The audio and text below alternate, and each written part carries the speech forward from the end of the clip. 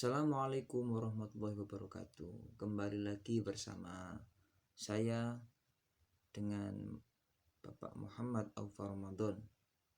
Kali ini kita akan belajar mengenai mengagungkan Allah Subhanahu wa Ta'ala dengan tunduk pada perintahnya, dengan praktek melaksanakan sujud sahwi, sujud syukur, dan sujud tilawah.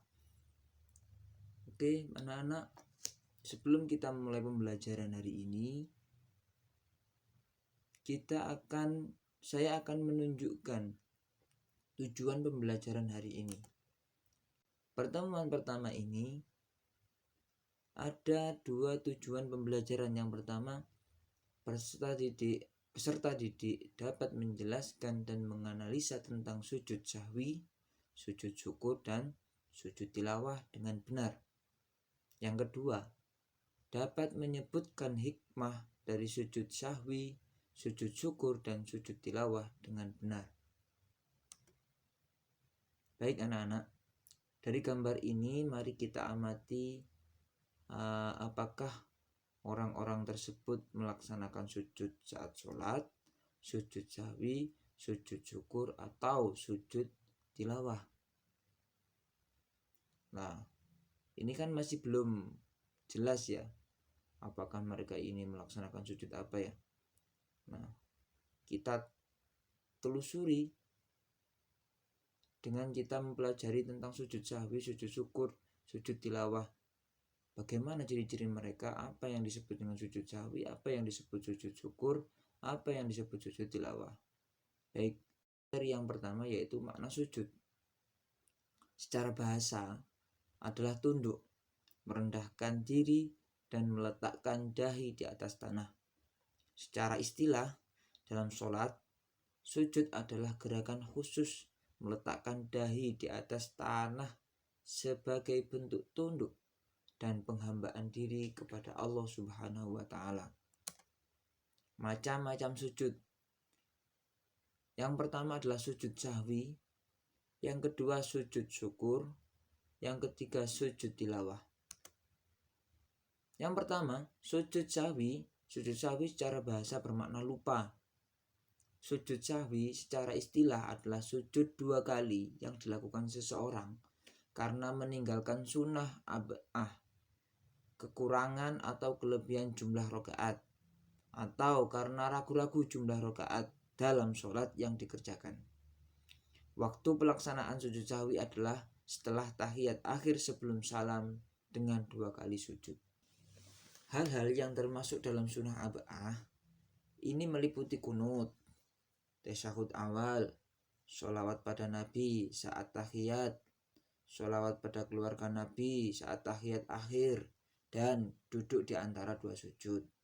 Ketika kita meninggalkan salah satu dari berbagai sunnah ab'ah tersebut, maka dianjurkan untuk melakukan sujud sahwi, bacaan sujud sahwi.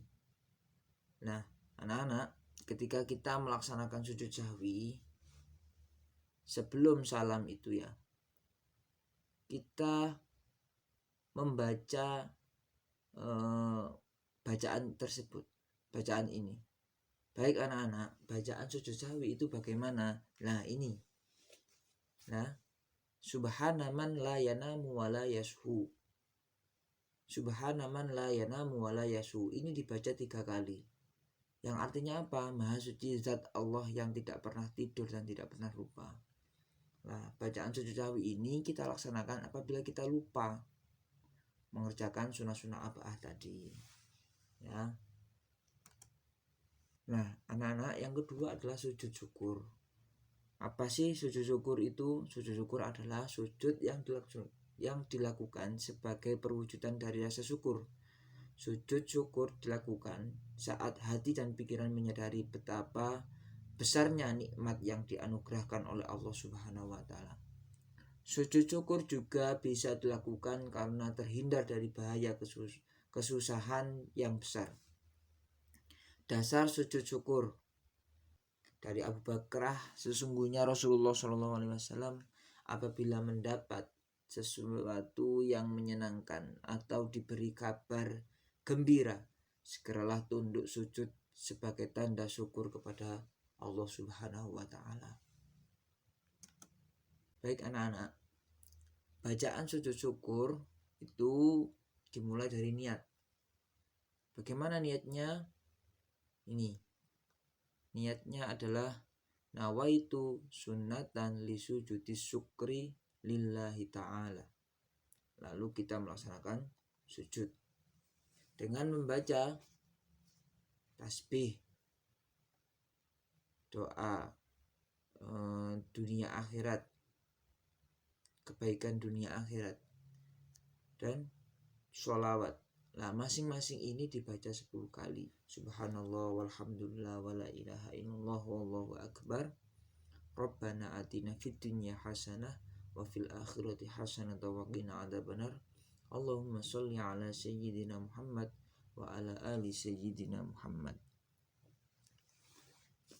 Allahumma sholli ala Muhammad wa ala alihi wasallim. Ini dibaca 10 kali. Setelah itu ada definisi sujud tilawah. Sujud tilawah adalah sujud yang dilakukan saat kita mendengar atau membaca ayat-ayat sajadah di dalam Al-Quran. Dasar sujud tilawah, dalam satu riwayat hadis dari Abu Hurairah, Rasulullah SAW bersabda, yang artinya jika anak Adam membaca ayat sajadah lantas sujud, maka menyingkirlah setan sambil menangis dan berkata, celakalah diriku, ia anak Adam diperintahkan sujud dan ia patuh lalu sujud, maka baginya lah surga, sedangkan aku sendiri diperintahkan untuk bersujud namun aku menolak, maka untukku neraka. Hadis riwayat Muslim, Ibnu Majah dalam Nasbur Ra'iyah volume 2 halaman 178. Baik anak-anak, bacaan sujud tilawah dimulai dari niat. Nawaitu sujudat tilawati sunnatan lillahi ta'ala. Lalu sujud dengan membaca sajada wajhiya lilladzi khalaqahu wa sawwarahu wa saqqa sam'ahu wa basarahu bihaulihi wa quwwatihi fatabarakallahu ahsanul khaliqin. Nah, dibaca cukup 1 kali.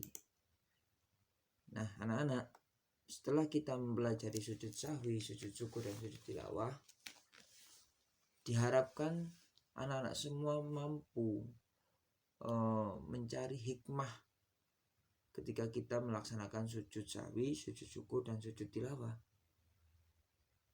Ya, bagaimana hikmahnya sujud sahwi? Sujud sahwi hikmahnya sebagai berikut. Manusia tidak boleh berlaku sombong dan angkuh karena manusia adalah tempatnya salah dan lupa.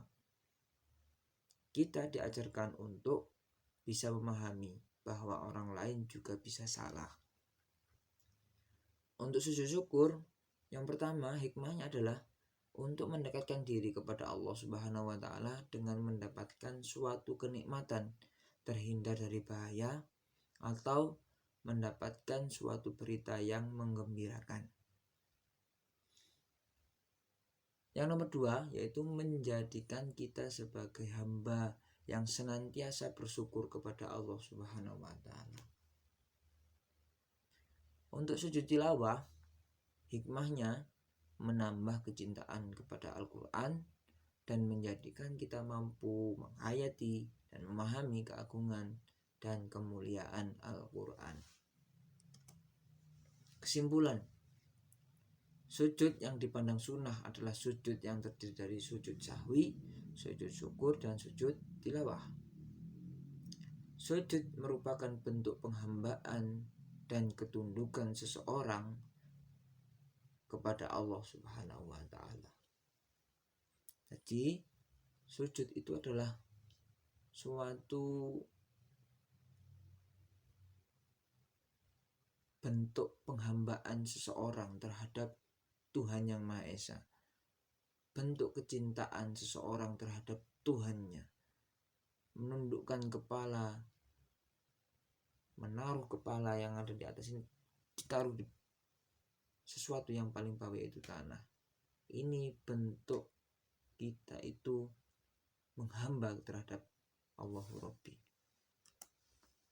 Baik anak-anak, sebelum kita mengakhiri dari pembelajaran hari ini, alangkah baiknya kita merefleksikan apa yang kita peroleh pada pembelajaran hari ini.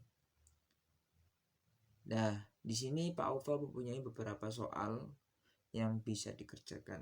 Silahkan dikerjakan, ditulis dulu, lalu dikerjakan di bukunya masing-masing. Untuk itu saya akhiri terlebih dahulu pertemuan pada hari ini. Saya akhiri. Assalamualaikum warahmatullahi wabarakatuh.